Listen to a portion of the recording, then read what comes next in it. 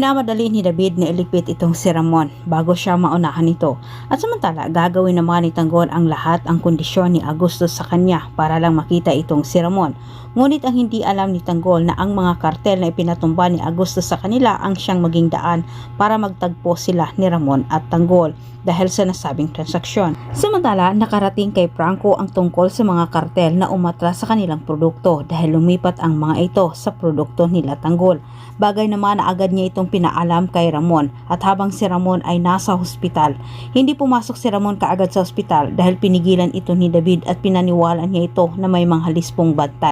Halos nanlumo itong si David sa awa ng sitwasyon ng kanyang tatay at agad niyang inalam ito kay Marites, pero laking gulat na lang niya nang sinabi naman ni Marites sa kanya na alam na umano ni Tanggol na hindi siya tunay na anak ni Rigor at nagpapanggap naman itong si David na parang hindi niya ito alam. Nagbantay itong si David kay Marites sa oras na makita umano niya itong si Tanggol ay hindi na umano siya magdadalawang isip na burahin ito sa kanyang landas. Dahil sa nakita ni David kay Rigor na malala ito, nanggigigil siya sa galit at si Ramon kaagad ang kanyang pinuntirya. Minamadali ni David iligpit itong si Ramon bago pa umano siya maunahan ito na malaman na isa siyang huwad dahil sigurado siya na siya ang itumba ni Ramon. At habang hinihanda ni David ang kanyang armas, tinawagan naman ni Ramon itong si Marites. Hindi na rin umano siya makapaghintay na lumabas pa itong si Marites at kailangan na umano niya itong makausap sa lalong madaling oras. Unang dumating itong si Ramon sa nasabing lugar sa hospital. Sumunod naman itong si Marites pero si David ay nakaplasta na doon. Nakatutok na kay Ramon ang armas ni David.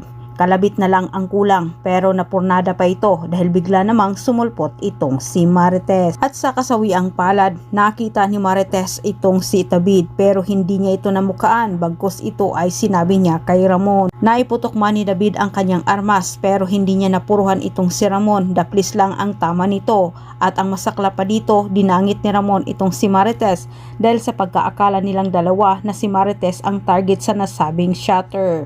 Sobrang nagwawala itong si David sa sarili niyang kapalpakan. Kung hindi pa niya tinira itong si Ramon ay hindi sana magkita si Marites at Ramon. Dito na magkalinawan ang dalawa at malalaman na ni Ramon kung ano ang buong katotohanan sa pagpapanggap ni David. Maraming salamat at huwag kalimutang mag-subscribe.